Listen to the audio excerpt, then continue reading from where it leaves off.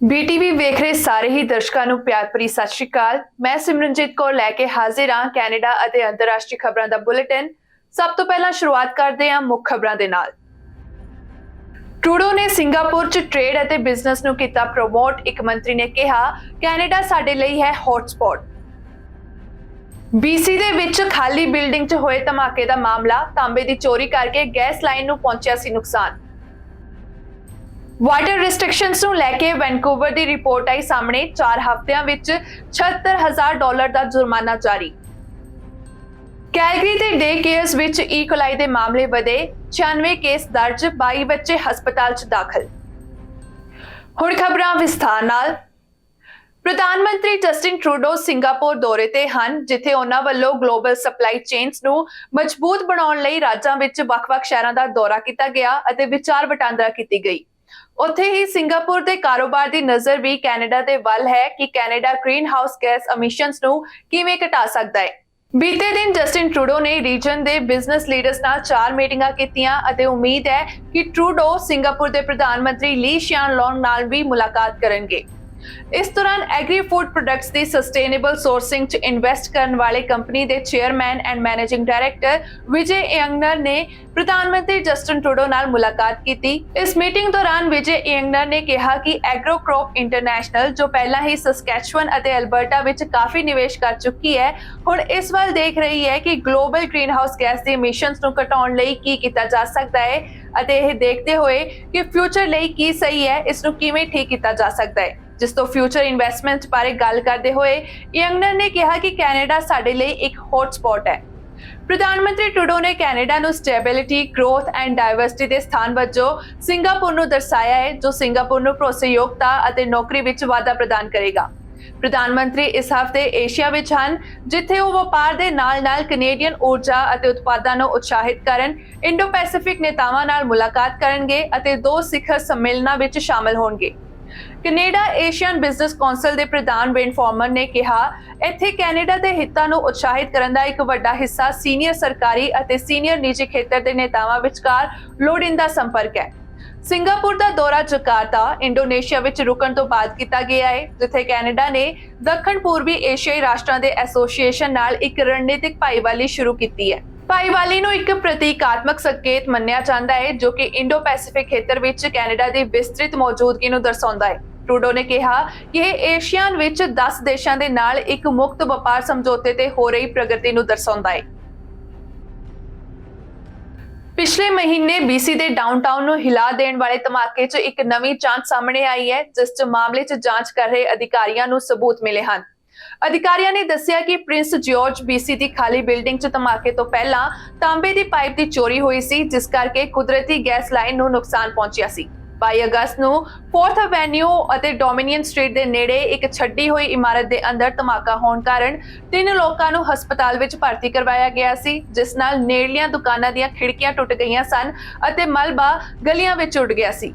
BC ਦੇ downtown ਨੂੰ ਹਿਲਾ ਦੇਣ ਵਾਲੇ ਧਮਾਕੇ ਦੀ ਹਫ਼ਤਿਆਂ ਦੀ ਜਾਂਚ ਤੋਂ ਬਾਅਦ ਪ੍ਰਿੰਸ ਜਾਰਜ RCMP ਨੇ ਧਮਾਕੇ ਦੇ ਕਾਰਨਾਂ ਬਾਰੇ ਸ਼ੁਰੂਆਤੀ ਖੋਜਾਂ ਸਾਂਝੀਆਂ ਕੀਤੀਆਂ, ਜਿਸ ਵਿੱਚ ਖੁਲਾਸਾ ਕੀਤਾ ਗਿਆ ਕਿ ਕਈ ਅਨਆਥੋਰਾਈਜ਼ਡ ਲੋਕ ਪਿਛਲੀ ਰਾਤ ਬਿਲਡਿੰਗ ਵਿੱਚ ਜ਼ਾਹਰ ਤੌਰ ਤੇ ਵੜ ਗਏ ਸੀ। ਅਧਿਕਾਰੀਆਂ ਨੇ ਕਿਹਾ ਕਿ ਸ਼ੱਕੀ ਵਿਅਕਤੀਆਂ ਵਿੱਚੋਂ ਇੱਕ ਕੋਲੋਂ ਅਣਜਾਣੇ ਵਿੱਚ ਧਮਾਕਾ ਹੋਇਆ ਹੈ, ਜਿਸ ਨੂੰ ਇਹ ਨਹੀਂ ਸੀ ਪਤਾ ਕਿ ਬਿਲਡਿੰਗ ਦੇ ਵਿੱਚ ਨੈਚੁਰਲ ਗੈਸ ਦਾ ਬਿਲਡਅਪ ਬਣਿਆ ਹੋਇਆ ਹੈ। ਅਧਿਕਾਰੀਆਂ ਨੇ ਕਿਹਾ ਕਿ ਇਸ ਮਾਮਲੇ ਦੀ ਜਾਂਚ ਅਜੇ ਵੀ ਬਹੁਤ ਉਲਝੀ ਹੋਈ ਹੈ, ਜਿਸ ਨੂੰ ਸੁਲਝਾਉਣ 'ਚ ਅਜੇ ਹੋਰ ਸਮਾਂ ਲੱਗੇਗਾ। ਅਧਿਕਾਰੀਆਂ ਨੇ ਕਿਹਾ ਕਿ ਪਰ ਸਾਨੂੰ ਲੱਗਿਆ ਕਿ ਇਸ ਨਵੀਂ ਅਪਡੇਟ ਨੂੰ ਸਾਂਝਾ ਕਰਨਾ ਜ਼ਰੂਰੀ ਸੀ, ਕਿਉਂਕਿ ਸ਼ਹਿਰ ਦੇ ਕਈ ਲੋਕ ਇਸ ਘਟਨਾ ਨਾਲ ਪ੍ਰਭਾਵਿਤ ਹੋਏ ਸੀ। ਫਾਇਰ ਫਾਈਟਰਸ ਨੂੰ ਸ਼ੱਕ ਹੈ ਕਿ ਧਮਾਕੇ ਤੋਂ ਪਹਿਲਾਂ ਤਾਂਬੇ ਦੀ ਚੋਰੀ ਨੇ ਘੱਟੋ-ਘੱਟ ਇੱਕ ਗੈਸ ਲਾਈਨ ਨੂੰ ਨੁਕਸਾਨ ਪਹੁੰਚਾਇਆ ਸੀ, ਪਰ ਇਹ ਕਹਿਣਾ ਅਸਪਸ਼ਟ ਹੈ ਕਿ ਇਹ ਕਦੋਂ ਹੋਇਆ ਸੀ। ਜ਼ਿਕਰਯੋਗ ਹੈ ਕਿ ਬਿਲਡਿੰਗ ਵਿੱਚ ਸਵੇਰੇ 7 ਵਜੇ ਦੇ ਕਰੀਬ ਧਮਾਕਾ ਹੋਇਆ, ਜਿਸ ਨਾਲ ਸ਼ਹਿਰ ਦੇ ਡਾਊਨਟਾਊਨ 'ਚ ਦਹਿਸ਼ਤ ਦਾ ਮਾਹੌਲ ਬਣ ਗਿਆ ਸੀ, ਜਿੱਥੇ ਇਸ ਧਮਾਕੇ 'ਚ 3 ਲੋਕ ਜ਼ਖਮੀ ਹੋ ਗਏ ਸੀ, ਜਿਨ੍ਹਾਂ ਵਿੱਚੋਂ ਇੱਕ ਦੀ ਹਾਲਤ ਜ਼ਿਆਦਾ ਗੰਭੀਰ ਸੀ। ਵੈਨਕੂਵਰ ਸਿਟੀ ਵਿੱਚ ਇਸ ਸਾਲ ਪਾਣੀ ਦੀਆਂ ਪਾਬੰਦੀਆਂ ਦੀਆਂ ਉਲੰਘਣਾ ਕਰਨ ਲਈ $1,60,000 ਤੋਂ ਵੱਧ ਜੁਰਮਾਨੇ ਜਾਰੀ ਕੀਤੇ ਗਏ ਹਨ, ਜੋ ਕਿ ਪਿਛਲੇ ਮਹੀਨੇ ਵਿੱਚ ਆਉਣ ਵਾਲੇ ਕੁੱਲ ਜੁਰਮਾਨਿਆਂ ਵਿੱਚੋਂ ਲਗਭਗ ਅੱਧੇ ਜੁਰਮਾਨੇ ਦੇ ਬਰਾਬਰ ਹੈ। ਇੱਕ ਰਿਪੋਰਟ 'ਚ ਅਪਡੇਟ ਕੀਤੇ ਗਏ ਅੰਕੜਿਆਂ ਵਿੱਚ 1 ਮਈ ਨੂੰ ਪਾਣੀ ਦੀਆਂ ਪਾਬੰਦੀਆਂ ਦੀ ਸਾਲਾਨਾ ਸ਼ੁਰੂਆਤ ਹੋਈ ਸੀ ਅਤੇ ਇਸ ਸਮੇਂ ਤੋਂ ਲੈ ਕੇ 3 ਸਤੰਬਰ ਦੇ ਵਿਚਕਾਰ ਟੋਟਲ 496 ਮੋਨੇਟਰੀ ਟਿਕਟਸ ਜਾਰੀ ਕੀਤੀਆਂ ਗਈਆਂ ਹਨ। ਸ਼ਹਿਰ ਦੇ ਅਨੁਸਾਰ ਬਾਈ ਲਾਅ ਅਫਸਰਾਂ ਨੇ ਉਸ ਸਮੇਂ ਦੌਰਾਨ 732 ਚੇਤਾਵਨੀਆਂ ਵੀ ਜਾਰੀਆਂ ਕੀਤੀਆਂ ਹਨ। ਸ਼ਹਿਰ ਨੇ ਇੱਕ ਈਮੇਲ ਬਿਆਨ ਵਿੱਚ ਕਿਹਾ ਕਿ ਜੋ ਗਾਰਡਨਸ ਦੇ ਵਿੱਚ ਪਾਣੀ ਦੇਣ ਦੇ ਰੂਲਸ ਤੇ ਟਾਈਮਿੰਗਸ ਬਣਾਈ ਗਈ ਹੈ, ਜੇ ਉਹਨਾਂ ਰੂਲਸ ਤੋਂ ਬਾਹਰ ਜਾ ਕੇ ਕੋਈ ਵਾਟਰ ਰੈਸਟ੍ਰਿਕਸ਼ਨ ਦੀ ਉਲੰਘਣਾ ਕਰਦਾ ਹੈ ਤਾਂ ਉਲੰਘਣਾ ਕਰਨ ਵਾਲੇ ਵਿਅਕਤੀ ਨੂੰ ਜੁਰਮਾਨੇ ਦੇ ਨਾਲ ਟਿਕਟ ਦਿੱਤੀ ਜਾਂਦੀ ਹੈ। ਵਾਟਰ ਰੈਸਟ੍ਰਿਕਸ਼ਨਸ ਨੂੰ ਲੈ ਕੇ ਵਾਰਨਿੰਗਸ ਉਦੋਂ ਜਾਰੀਆਂ ਕੀਤੀਆਂ ਜਾਂਦੀਆਂ ਹਨ ਜਦੋਂ ਘੰਟਿਆਂ ਤੋਂ ਬਾਹਰ ਪਾਣੀ ਪਿਲਾਉਣ ਦੇ ਕੁਝ ਸੰਕੇਤ ਹਨ, ਜਿਵੇਂ ਕਿ ਗਿੱਲੇ ਲਾਨ, ਸਾਈਡਵਾਕ, ਰੋਡਵੇ ਤੇ ਵਾਟਰਮਾਰਕ। ਜਾਰੀ ਕੀਤੀਆਂ 496 ਟਿਕਟਾਂ ਵਿੱਚੋਂ 344 ਮੈਟਰੋ ਵੈਨਕੂਵਰ 4 ਅਗਸਤ ਨੂੰ ਸਟੇਜ 2 ਦੇ ਪਾਣੀ ਦੀਆਂ ਪਾਬੰਦੀਆਂ ਤੇ ਜਾਣ ਤੋਂ ਪਹਿਲਾਂ ਆਈਆਂ ਹਨ। ਉਹ ਟਿਕਟਾਂ $250 ਹਨ, ਮਤਲਬ ਕਿ ਜੇਕਰ ਸਾਰੀਆਂ ਟਿਕਟਾਂ ਦਾ ਭੁਗਤਾਨ ਕੀਤਾ ਜਾਂਦਾ ਹੈ ਤਾਂ ਸ਼ਹਿਰ ਜੁਰਮਾਨੇ ਵਿੱਚ ਕੁੱਲ $86,000 ਇਕੱਠਾ ਕਰੇਗਾ। ਪੜਾਅ 2 ਪਾਬੰਦੀਆਂ ਤੇ ਜਾਣ ਤੋਂ ਬਾਅਦ 152 ਟਿਕਟਾਂ $500 ਹਰੇਕ ਦੀ ਉੱਚ ਦਰ ਤੇ ਜਾਰੀ ਕੀਤੀਆਂ ਗਈਆਂ ਹਨ, ਜੋ ਕਿ 4 ਅਗਸਤ ਅਤੇ 27 ਅਗਸਤ ਦੇ ਵਿਚਕਾਰ ਕੁੱਲ $76,000 ਦੇ ਬਰਾਬਰ ਹਨ। ਐਮਰਜੈਂਸੀ ਪ੍ਰਬੰਧਨ ਮੰਤਰੀ ਬੋਵਿਨ ਮਾਨ ਨੇ ਸਥਿਤੀ ਨੂੰ ਇੱਕ ਕੁਦਰਤੀ ਆਫਤ ਕਿਹਾ ਹੈ ਅਤੇ ਚੇਤਾਵਨੀ ਦਿੱਤੀ ਕਿ ਜੇ ਸਰਦੀਆਂ ਅਚਾਨਕ ਭਾਰੀ ਬਾਰਿਸ਼ ਵਿੱਚ ਬਦਲਦੀਆਂ ਹਨ, ਜਿਵੇਂ ਕਿ ਇਹ 2021 ਵਿੱਚ ਹੋਇਆ ਸੀ ਜਦੋਂ ਭਿਆਨਕ ਹੜ੍ਹ ਆਇਆ ਸੀ, ਤਾਂ ਇਹ ਦੁਬਾਰਾ ਹੋ ਸਕਦਾ ਹੈ। ਹਾਲਾਂਕਿ ਬ੍ਰਿਟਿਸ਼ ਕੋਲੰਬੀਆ ਦੇ ਜ਼ਿਆਦਾਤਰ ਹਿੱਸਿਆਂ ਵਿੱਚ ਹਾਲ ਹੀ ਦੇ ਹਫ਼ਤਿਆਂ ਵਿੱਚ ਕੁਝ ਠੰਡਾ ਗਿੱਲਾ ਮੌਸਮ ਦੇਖਿਆ ਗਿਆ ਹੈ। ਮੈਟਰੋ ਵੈਨਕੂਵਰ ਪਾਣੀ ਦਾ ਖੇਤਰੀ ਥੋਕ ਸਪਲਾਇਰ ਹੈ ਅਤੇ ਸੁਰੱਖਿਆ ਨੀਤੀਆਂ ਨਿਰਧਾਰਿਤ ਕਰਦਾ ਹੈ, ਜੋ ਫਿਰ ਵਿਅਕਤੀਗਤ ਨਗਰਪਾਲਿਕਾਵਾਂ ਵਿੱਚ ਉਪ ਨਿਯਮ ਅਧਿਕਾਰੀਆਂ ਦੁਆਰਾ ਲਾਗੂ ਕੀਤੇ ਜਾਂਦੇ ਹਨ। ਇਸ ਨਿਯਮ ਵਿੱਚ ਕਿਹਾ ਗਿਆ ਹੈ ਕਿ ਸਥਾਨਕ ਪੀਣ ਵਾਲੇ ਪਾਣੀ ਦੇ ਭੰਡਾਰ ਇਸ ਸਮੇਂ ਬਹੁਤ ਵਧੀਆ ਸਥਿਤੀ ਵਿੱਚ ਹਨ, ਪਰ ਨਿਵਾਸੀਆਂ ਨੂੰ ਇਸ ਗਿਰਾਵਟ ਵਿੱਚ ਸਾਡੀ ਸਪਲਾਈ ਦੀ ਰੱਖਿਆ ਲਈ ਚੌਕਸ ਰਹਿਣਾ ਚਾਹੀਦਾ ਹੈ। ਵੈਨਕੂਵਰ ਵਰਗੀਆਂ ਮਿਊਨਿਸਪੈਲਿਟੀਆਂ ਜੁਰਮਾਨੇ ਅਤੇ ਚੇਤਾਵਨੀਆਂ ਦੇਣ ਲਈ ਜ਼ਿੰਮੇਵਾਰ ਹਨ ਅਤੇ 4 ਹਫ਼ਤਿਆਂ ਤੋਂ ਵੀ ਘੱਟ ਸਮੇਂ ਵਿੱਚ $76,000 ਦੀਆਂ ਟਿਕਟਾਂ ਜਾਰੀ ਕਰਨਾ ਇਸ ਗੱਲ ਵੱਲ ਇਸ਼ਾਰਾ ਕਰਦਾ ਹੈ ਕਿ ਉਹਨਾਂ ਨੇ ਪਾਬੰਦੀਆਂ ਲਾਗੂ ਕਰਨ ਦੀ ਪ੍ਰਕਿਰਿਆਵਾਂ ਨੂੰ ਤੇਜ਼ ਕਰ ਦਿੱਤਾ ਹੈ। ਮੈਟਰੋ ਵੈਨਕੂਵਰ ਦੇ ਅਧਿਕਾਰੀਆਂ ਨੂੰ ਸ਼ੱਕ ਹੈ ਕਿ ਜਦੋਂ ਪਾਬੰਦੀਆਂ ਦੀ ਉਲੰਘਣਾ ਕਰਨ ਦੀ ਗੱਲ ਆਉਂਦੀ ਹੈ ਤਾਂ ਆਟੋਮੈਟਿਕ ਵਾਟਰਿੰਗ ਸਿਸਟਮ ਇਸ ਵਿੱਚ ਸਭ ਤੋਂ ਵੱਡੇ ਦੋਸ਼ੀ ਹਨ। ਖੇਤਰੀ ਜ਼ਿਲ੍ਹੇ ਦੇ ਅਨੁਸਾਰ ਫਿਲਹਾਲ ਪੜਾਅ 3 ਪਾਬੰਦੀਆਂ ਤੇ ਜਾਣ ਦੀ ਕੋਈ ਯੋਜਨਾ ਨਹੀਂ ਹੈ। ਐਲਬਰਟਾ ਹੈਲਥ ਸਰਵਿਸਿਜ਼ ਵੱਲੋਂ ਜਾਣਕਾਰੀ ਦਿੱਤੀ ਗਈ ਹੈ ਕਿ ਕੈਲਗਰੀ ਦੇ 11 ਇਲਾਕਿਆਂ ਦੇ ਡੇ ਕੇਅਰਸ 'ਚ ਈਕੋਲਾਈ ਦਾ ਪ੍ਰਕੋਪ ਹੋਰ ਵੀ ਜ਼ਿਆਦਾ ਵੱਧ ਗਿਆ ਹੈ, ਜਿਸ ਨਾਲ ਬਿਮਾਰ ਹੋ ਰਹੇ ਬੱਚਿਆਂ ਦੀ ਗਿਣਤੀ ਹੁਣ ਦੁੱਗਣੀ ਹੋ ਗਈ ਹੈ। ਐਲਬਰਟਾ ਹੈਲਥ ਸਰਵਿਸਿਜ਼ ਨੇ ਲੰਘੇ ਬੁੱਧਵਾਰ ਤੱਕ ਅੰਕੜਾ ਜਾਰੀ ਕੀਤਾ ਸੀ, ਜਿਸ ਵਿੱਚ 96 ਮਾਮਲਿਆਂ ਦੀ ਪੁਸ਼ਟੀ ਕੀਤੀ ਗਈ ਸੀ, ਜਿਨ੍ਹਾਂ ਵਿੱਚੋਂ 22 ਬੱਚੇ ਇਸ ਬਿਮਾਰੀ ਦੇ ਗੰਭੀਰ ਲੱਛਣਾਂ ਕਾਰਨ ਹਸਪਤਾਲ ਵਿੱਚ ਦਾਖਲ ਹਨ, ਜਿਸ ਵਿੱਚੋਂ 16 ਬੱਚੇ ਐਲਬਰਟਾ ਚਿਲਡਰਨ ਹਸਪਤਾਲ ਵਿੱਚ ਹਨ ਅਤੇ ਬਾਕੀ ਪੀਟਰ ਲੋਹਿਟ ਸੈਂਟਰ ਵਿੱਚ। ਐਲਬਰਟਾ ਹੈਲਥ ਸਰਵਿਸਿਜ਼ ਦੇ ਮੈਡੀਕਲ ਅਫਸਰ ਨੇ ਕਿਹਾ ਕਿ ਸਾਡੇ ਕੋਲ ਮਾਹਿਰਾਂ ਦੀਆਂ ਸਮਰਪਿਤ ਟੀਮਾਂ ਹਨ, ਜੋ ਐਮਰਜੈਂਸੀ ਰੂਮ ਵਿੱਚ ਮੌਜੂਦ ਕਿਸੇ ਵੀ ਬੱਚੇ ਦੀ ਜਾਂਚ ਅਤੇ ਸਹਾਇਤਾ ਕਰਨ ਤੇ ਕੇਂਦਰਿਤ ਹਨ ਜਾਂ ਜਿਨ੍ਹਾਂ ਨੂੰ ਦਾਖਲ ਹੋਣ ਦੀ ਲੋੜ ਹੋ ਸਕਦੀ ਹੈ। ਮਾਮਲੇ ਵਿੱਚ ਗੁੱਡ ਲਾਈਫ ਫਿਟਨੈਸ ਦੇ ਫਿਟਨੈਸ ਮੈਨੇਜਰ ਡੈਨੀਅਲ ਰੈਡਵੁੱਡ ਦਾ 2 ਸਾਲ ਦਾ ਪੁੱਤ ਡੋਲੀ ਵੀ ਈਕੋਲਾਈ ਨਾਲ ਪ੍ਰਭਾਵਿਤ ਬੱਚਿਆਂ ਵਿੱਚੋਂ ਇੱਕ ਹੈ, ਜਦੋਂ ਕਿ ਉਸ ਨੂੰ ਦਾਖਲ ਨਹੀਂ ਕੀਤਾ ਗਿਆ, ਪਰ ਫਿਰ ਵੀ ਉਸ ਦੇ ਰੋਜ਼ਾਨਾ ਖੂਨ ਦੇ ਟੈਸਟ ਕੀਤੇ ਜਾ ਰਹੇ ਹਨ। ਮਾਮਲੇ ਵਿੱਚ ਚਿੰਤਾ ਇਸ ਗੱਲ ਦੀ ਹੈ ਕਿ ਇਸ ਸਥਿਤੀ ਨੂੰ ਹੈਮੋਲਾਈਟਿਕ ਯੂਰੇਮਿਕ ਸਿੰਡਰੋਮ ਕਿਹਾ ਜਾਂਦਾ ਹੈ, ਜੋ ਸਿੱਧਾ ਕਿਡਨੀ ਨੂੰ ਪ੍ਰਭਾਵਿਤ ਕਰਦਾ ਹੈ। ਐਲਬਰਟਾ ਚਿਲਡਰਨ ਹਸਪਤਾਲ ਵਿੱਚ ਬਾਲ ਰੋਗਾਂ ਦੀ ਛੂਤ ਵਾਲੀ ਬਿਮਾਰੀ ਦੇ ਮਾਹਰ ਕੋਰਾ ਕੌਂਸਟੈਂਟਿਨਿਸਕੋ ਦਾ ਕਹਿਣਾ ਹੈ ਕਿ ਬੱਚਿਆਂ ਨੂੰ HUS ਦੇ ਵਿਕਾਸ ਲਈ ਉੱਚ ਜੋਖਮ ਮੰਨਿਆ ਜਾਂਦਾ ਹੈ। ਉਹਨਾਂ ਨੇ ਕਿਹਾ ਕਿ ਕਈਆਂ ਵਿੱਚ ਇਹ ਜੋਖਮ 10 ਤੋਂ 15% ਤੱਕ ਹੋ ਸਕਦਾ ਹੈ, ਜਿਸ ਲਈ ਇਸ ਦਾ ਛੇਤੀ ਪਤਾ ਲਗਾਉਣਾ ਬਹੁਤ ਜ਼ਰੂਰੀ ਹੈ, ਕਿਉਂਕਿ ਤੁਸੀਂ ਇਹ ਯਕੀਨੀ ਬਣਾਉਣਾ ਚਾਹੁੰਦੇ ਹੋ ਕਿ ਉਹਨਾਂ ਦੇ ਗੁਰਦਿਆਂ ਨੂੰ ਉਹਨਾਂ ਦੇ ਸਰੀਰ ਵਿੱਚ ਹਾਈਡਰੇਸ਼ਨ ਦੀ ਸਹੀ ਮਾਤਰਾ ਮਿਲ ਰਹੀ ਹੈ। 11 ਕੈਲਗਰੀ ਏਰੀਆ ਡੇ ਕੇਅਰਸ ਵਿੱਚ ਵੱਡੇ ਪੱਧਰ ਤੇ ਈਕੋਲਾਈ ਦੇ ਪ੍ਰਕੋਪ ਨਾਲ ਬਿਮਾਰ ਬੱਚਿਆਂ ਦੀ ਗਿਣਤੀ ਲਗਭਗ ਦੁੱਗਣੀ ਹੋ ਗਈ ਹੈ। ਅਧਿਕਾਰੀ ਨੇ ਦੱਸਿਆ ਕਿ ਜਨਤਕ ਸਿਹਤ ਇੰਸਪੈਕਟਰਾਂ ਨੇ ਸਾਰੇ ਡੇ ਕੇਅਰਾਂ ਦੁਆਰਾ ਵਰਤੀ ਜਾਂਦੀ ਕੇਂਦਰੀ ਰਸੋਈ ਫਿਊਲਿੰਗ ਮਾਈਨਸ ਤੋਂ ਭੋਜਨ ਦੇ ਨਮੂਨੇ ਇਕੱਠੇ ਕੀਤੇ ਹਨ ਅਤੇ ਉਹਨਾਂ ਦੀ ਜਾਂਚ ਕਰ ਰਹੇ ਹਨ। ਉਹਨਾਂ ਨੇ ਕਿਹਾ ਕਿ ਇਸ ਕਿਸਮ ਦੇ ਪ੍ਰਕੋਪ ਦੇ ਨਾਲ ਸਾਨੂੰ ਭੋਜਨ ਦਾ ਸਰੋਤ ਨਹੀਂ ਮਿਲ ਸਕਦਾ ਹੈ। ਸਾਡਾ ਮੁੱਖ ਫੋਕਸ ਹੁਣ ਤੱਕ ਕਿਸੇ ਵਾਧੂ ਪ੍ਰਸਾਰਣ ਜਾਂ ਫੈਲਣ ਨੂੰ ਰੋਕਣਾ ਹੈ। ਐਲਬਰਟਾ ਹੈਲਥ ਸਰਵਿਸਿਜ਼ ਸਿਹਤ ਨਿਰੀਖਣ ਦੀ 2021 ਤੋਂ ਪਹਿਲਾਂ ਦੀ ਰਿਪੋਰਟ ਦੀ ਸਮੀਖਿਆ ਕਰਨ ਤੋਂ ਪਤਾ ਲੱਗਿਆ ਕਿ ਰਸੋਈ ਵਿੱਚ ਸੈਨੀਟਾਈਜ਼ਰਸ ਦੀ ਘਾਟ, ਗੰਦੇ ਭੋਜਨ ਨਾਲ ਸੰਪਰਕ ਕਰਨ ਵਾਲੀਆਂ ਸਤਹਾਂ, ਟੁੱਟੇ ਹੋਏ ਉਪਕਰਨ ਅਤੇ ਭੋਜਨ ਨੂੰ ਸੁਰੱਖਿਅਤ ਤਾਪਮਾਨਾਂ ਤੇ ਸਟੋਰ ਨਾ ਕੀਤੇ ਜਾਣ ਸਮੇਤ ਕੁਝ ਉਲੰਘਣਾ ਹੋਈਆਂ ਹਨ, ਜਿਸ ਨੂੰ ਲੈ ਕੇ ਫੋਲੋਅਪ ਨਿਰੀਖਣ ਕਰਕੇ ਇਸ ਨੂੰ ਫਿਕਸ ਕੀਤਾ ਗਿਆ।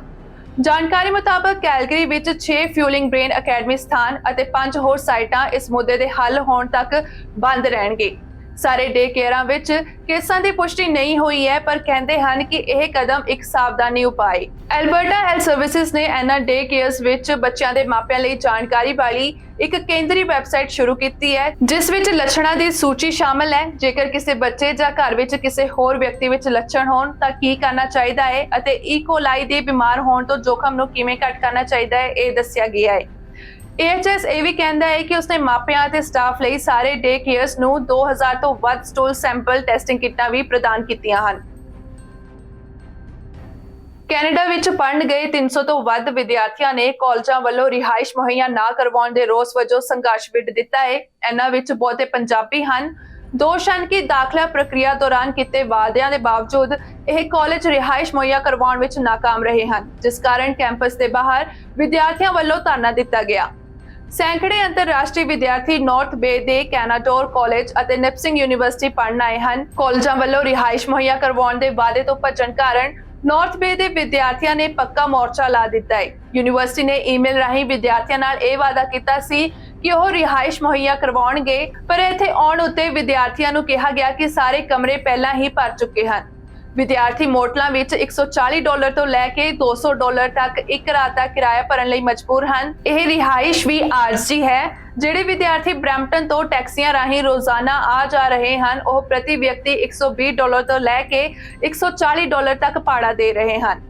ਕੈਨਾਡੋਰ ਕਾਲਜ ਵਿੱਚ ਪੜ੍ਹਨ ਵਾਲੇ ਗੁਰਕੀਰਤ ਸਿੰਘ ਨੇ ਕਿਹਾ ਕਿ ਇਹ ਇਲਾਕਾ ਬਹੁਤ ਘੱਟ ਆਬਾਦੀ ਵਾਲਾ ਇੱਕ ਛੋਟਾ ਜਿਹਾ ਸ਼ਹਿਰ ਹੈ ਅਤੇ ਵਿਦਿਆਰਥੀ ਰਿਹਾਇਸ਼ ਲੱਭਣ ਲਈ ਸੰਘਰਸ਼ ਕਰ ਰਹੇ ਹਨ। ਮਾਲਕ ਮਨਮਰਜ਼ੀ ਦੇ ਰੇਟ ਵਸੂਲ ਰਹੇ ਹਨ। ਉੱਥੇ ਹੀ ਲੁਧਿਆਣਾ ਦੀ ਰਹਿਣ ਵਾਲੀ ਹੈ ਇੱਕ ਹੋਰ ਵਿਦਿਆਰਥਣ ਜਸਪ੍ਰੀਤ ਕੌਰ। ਉਹਨੇ ਕਿਹਾ ਕਿ ਮੈਂ ਪਿਛਲੇ ਕੁਝ ਮਹੀਨਿਆਂ ਤੋਂ ਸਥਾਈ ਰਿਹਾਇਸ਼ ਲਈ ਕੋਸ਼ਿਸ਼ ਕਰ ਰਹੀ ਹਾਂ। ਮੈਨੂੰ ਬ੍ਰੈਂਪਟਨ ਵਿੱਚ ਇੱਕ ਦੋਸਤ ਦੇ ਨਾਲ ਰਹਿਣਾ ਪਿਆ।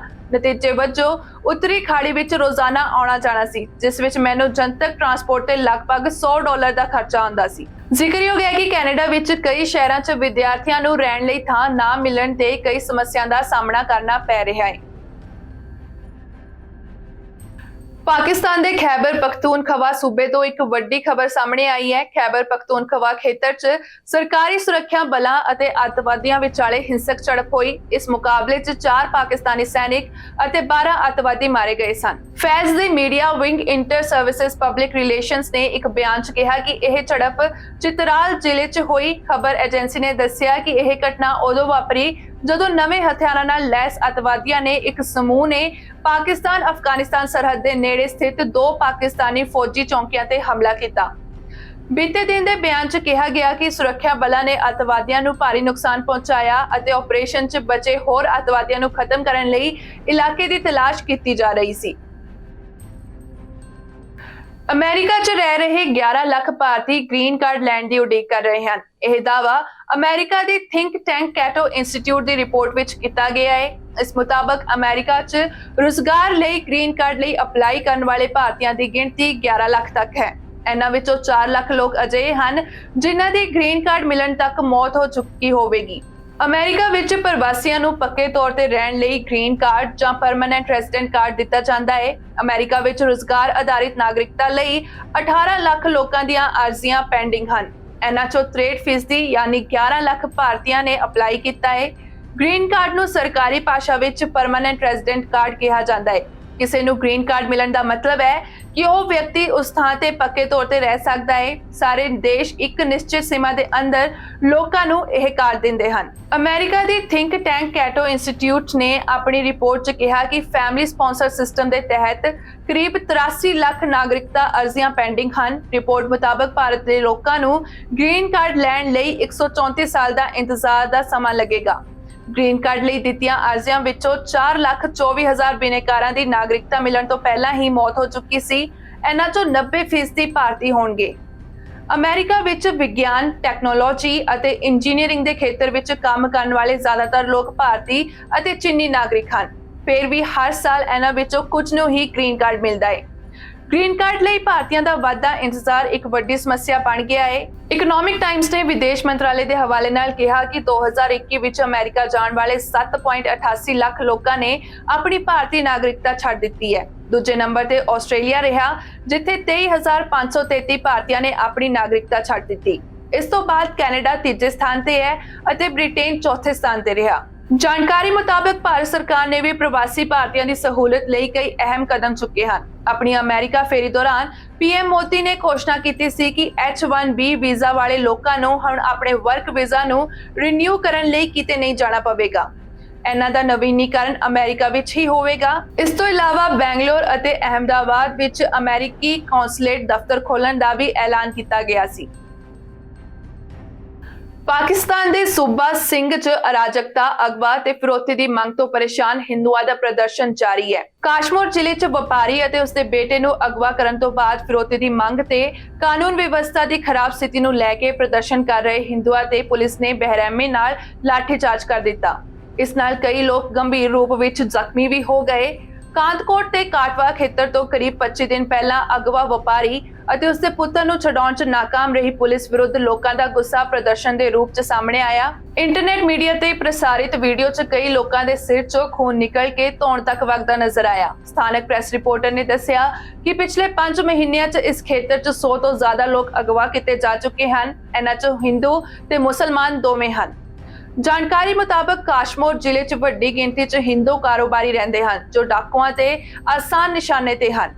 ਪਾਕਿਸਤਾਨ ਦੇ ਧਾਰਮਿਕ ਮਾਮਲਿਆਂ ਬਾਰੇ ਕਾਰਜਕਾਰੀ ਮੰਤਰੀ ਅਨੀਕ ਅਹਿਮਦ ਨੇ ਲੰਘੇ ਵੀਰਵਾਰ ਨੂੰ ਕਿਹਾ ਕਿ ਭਾਰਤ ਤੋਂ ਸਿੱਖ ਤੇ ਹਿੰਦੂ ਸ਼ਰਧਾਲੂਆਂ ਦੀ ਗਿਣਤੀ ਵਧਾਉਣ ਨੂੰ ਲੈ ਕੇ ਦੇਸ਼ ਲਗਾਤਾਰ ਯਤਨ ਕਰ ਰਿਹਾ ਹੈ। ਅਹਿਮਦ ਨੇ ਕਿਹਾ ਕਿ ਭਾਰਤ ਅਤੇ ਪਾਕਿਸਤਾਨ ਵਿਚਾਲੇ ਹਰ ਸਾਲ 7,500 ਸਿੱਖ ਤੇ 1,000 ਹਿੰਦੂ ਸ਼ਰਧਾਲੂਆਂ ਦੇ ਆਉਣ ਸੰਬੰਧੀ ਸਮਝੌਤਾ ਹੁੰਦਾ ਹੈ, ਪਰ ਦੁਵੱਲੇ ਰਿਸ਼ਤੇ ਕਮਜ਼ੋਰ ਹੋਣ ਨਾਲ ਹਾਲ ਹੀ ਦੇ ਸਾਲਾਂ 'ਚ ਭਾਰਤੀ ਸ਼ਰਧਾਲੂਆਂ ਦੀ ਗਿਣਤੀ 'ਚ ਕਮੀ ਆਈ ਹੈ। ਬ੍ਰਿਟੇਨ ਵਿੱਚ ਇੱਕ ਸ਼ੱਕੀ ਅੱਤਵਾਦੀ ਦੀ ਜੇਲ੍ਹ ਤੋਂ ਫਰਾਰ ਹੋਣ ਦੀ ਖਬਰ ਸਾਹਮਣੇ ਆਈ ਹੈ। ਅਧਿਕਾਰੀਆਂ ਨੇ ਜਾਣਕਾਰੀ ਦਿੱਤੀ ਕਿ ਉਹ ਦੱਖਣ ਪੱਛਮੀ ਲੰਡਨ ਦੀ ਇੱਕ ਜੇਲ੍ਹ ਤੋਂ ਭੱਜਣ ਤੋਂ ਬਾਅਦ ਜੇਲ੍ਹ ਦੇ ਮੈਦਾਨ ਤੋਂ ਬਾਹਰ ਜਾ ਰਹੀ ਇੱਕ ਫੂਡ ਡਿਲੀਵਰੀ ਵੈਨ ਦੇ ਹੇਠਾਂ ਆਪਣੇ ਆਪ ਨੂੰ ਬੰਨਣ ਤੋਂ ਪਹਿਲਾਂ ਇੱਕ ਜੇਲ੍ਹ ਦੁਆਰਾ ਜਾਰੀ ਸ਼ੈਫ ਦੀ ਵਰਦੀ ਪਹਿਨੇ ਹੋਏ ਸੀ। 21 ਸਾਲਾਂ ਦਾ ਡੇਨੀਅਲ ਅਬੇਦ ਖਲੀਫ ਇੱਕ ਸਾਬਕਾ ਬ੍ਰਿਟਿਸ਼ ਫੌਜੀ ਸਿਪਾਹੀ ਹੈ ਜਿਸ ਤੇ ਇੱਕ ਫੌਜੀ ਅੱਡੇ ਤੇ ਨਕਲੀ ਬੰਬ ਲਗਾਉਣ ਅਤੇ ਬ੍ਰਿਟੇਨ ਦੇ ਅਧਿਕਾਰਤ ਸੀਕ੍ਰੇਟਸ ਐਕਟ ਦੀ ਉਲੰਘਣਾ ਕਰਨ ਦਾ ਦੋਸ਼ ਹੈ। ਇੱਕ ਸੁਰੱਖਿਆ ਅਧਿਕਾਰੀ ਨੇ ਦੱਸਿਆ ਕਿ ਇਹ ਲਗਭਗ ਨਿਸ਼ਚਿਤ ਹੈ ਕਿ ਖਲੀਫ ਨੂੰ HMP ਵੈਂਟਸਵਰਥ ਦੇ ਅੰਦਰੂਨੀ ਲੋਕਾਂ ਦੀ ਮਦਦ ਮਿਲੀ ਸੀ। ਅਧਿਕਾਰੀ ਨੇ ਕਿਹਾ ਕਿ ਸਾਰੇ ਸੰਕੇਤ ਇਹ ਦੱਸਦੇ ਹਨ ਕਿ ਇਹ ਪਹਿਲਾਂ ਤੋਂ ਹੀ ਪਲਾਨ ਕੀਤਾ ਗਿਆ ਸੀ, ਨਾ ਕਿ ਮੌਕਾ ਪ੍ਰਸਤੀ ਦਾ ਫਾਇਦਾ ਚੁੱਕਿਆ ਗਿਆ ਸੀ। ਇਹ ਲਗਭਗ ਨਿਸ਼ਚਿਤ ਹੈ ਕਿ ਉਸ ਨੂੰ ਜੇਲ੍ਹ ਤੋਂ ਕੁਝ ਅੰਦਰੂਨੀ ਮਦਦ ਮਿਲੀ ਸੀ। ਜਦੋਂ ਤੋਂ ਉਸ ਦੇ ਲਾਪਤਾ ਹੋਣ ਦੀ ਰਿਪੋਰਟ ਕੀਤੀ ਗਈ ਸੀ, ਵੈਂਟਸਵਰਥ ਨੂੰ ਤਾਲਾਬੰਦ ਕਰ ਦਿੱਤਾ ਗਿਆ ਹੈ ਅਤੇ ਇੱਕ ਵੱਡੀ ਦੇਸ਼ ਵਿਆਪੀ ਖੋਜ ਸ਼ੁਰੂ ਕੀਤੀ ਗਈ ਹੈ। UK ਦੇ ਸੰਸਦ ਨੂੰ ਸੰਬੋਧਿਤ ਕਰਦੇ ਹੋਏ ਬ੍ਰਿਟਿਸ਼ ਨਿਆਂ ਸਕੱਤਰ ਅਲੈਕਸ ਚਾਕ ਨੇ ਕਿਹਾ ਕਿ ਸਰਕਾਰ ਇਸ ਕੇਸ ਦੀ ਸੁਤੰਤਰ ਜਾਂਚ ਕਰੇਗੀ। ਉਹਨਾਂ ਨੇ ਕਿਹਾ ਕਿ ਜੋ ਹੋਇਆ ਉਸ ਦੀ ਤਹਿ ਤੱਕ ਜਾਣ ਲਈ ਕੋਈ ਕਸਰ ਨਹੀਂ ਛੱਡਣੀ ਚਾਹੀਦੀ। ਉਸ ਸਵੇਰ ਕੌਣ ਡਿਊਟੀ ਤੇ ਸੀ, ਰਸੋਈ ਤੋਂ ਲੈ ਕੇ ਜੇਲ੍ਹ ਦੇ ਗੇਟ ਤੱਕ ਕਿਹੜੀਆਂ ਭੂਮਿਕਾਵਾਂ ਵਿੱਚ ਕਿਹੜੇ ਪ੍ਰੋਟੋਕੋਲ ਲਾਗੂ ਸਨ, ਇਹ ਸਾਰਾ ਕੁਝ ਵੇਖਿਆ ਜਾਵੇਗਾ।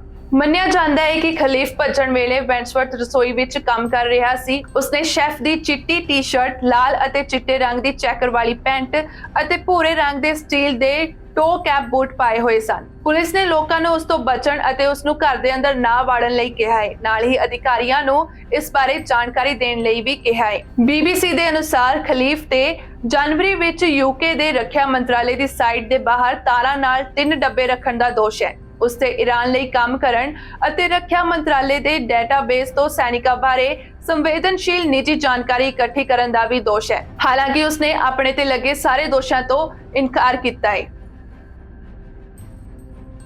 ਅੱਜ ਦੀਆਂ ਖਬਰਾਂ ਦੇ ਵਿੱਚ ਇੰਨਾ ਹੀ। ਮੁੜ ਤੋਂ ਹਾਜ਼ਰ ਹੋਵਾਂਗੀ ਨਵੀਆਂ ਖਬਰਾਂ ਦੇ ਨਾਲ। ਤੁਸੀਂ ਵੇਖਦੇ ਰਹੋ BTV, B positive, B yourself.